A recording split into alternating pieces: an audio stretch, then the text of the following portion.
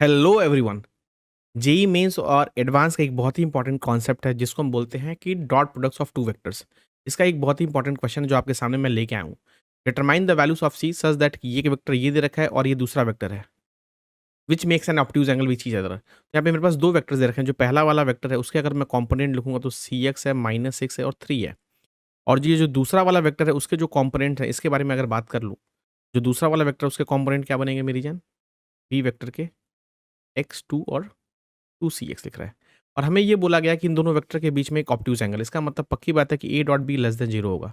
अगर तू ए dot B करने की कोशिश करेगा तो तेरे को क्या मिलेगा? सी एक्स स्क्वायर माइनस का 12 प्लस का 6cx less than zero and this you want for all x belongs to r. तो अगर ये तू चाहता है कि ये जो क्वांटिटी है, ये जो लेफ्ट में जो एक्सप्रेशन लिखा हुआ है, ये हमेशा less than equal to zero, तो हमें ये जरूर चेक करना पड़ेगा कि क्या ये क्वाड्रेटिक बनेगा या नहीं बनेगा। तो उसके लिए मुझे दो केसेस लेने पड़ेंगे कि क्या मेरा सी जीरो होगा या सी मेरा जीरो नहीं होगा। बिकॉज अगर मेरा सी जीरो हो गया तो ये क्वाड्रेटिक नहीं बनेगा। तो मुझे एक बार चेक करना पड़ेगा कि क्या सी इज इक्वल टू जीरो इसको सेटिस्फाई कर रहा है कि नहीं कर रहा है। तो अगर तू सी इज इक्वल टू जीरो डालेगा तो तेरे को -12 लेस देन जीरो मिलेगा। इसका मतलब c is equal to zero is acceptable.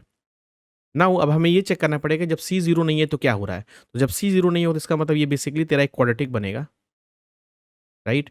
और ये जो क्वाड्रेटिक है, अगर तू चाहता है कि for all x belongs to r ये क्वाड्रेटिक हमेशा नीचे रहे, मतलब नेगेटिव रहे, इसका मतलब इसमें कोफिशिएंट ऑफ एक्स स्क्वायर को मुझे लेस देन जीरो करना पड़ेगा and along with that discriminant should be less than zero.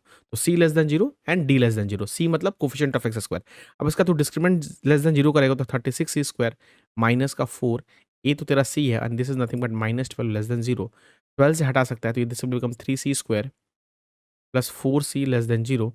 और यहाँ से c into 3c plus 4 less than zero.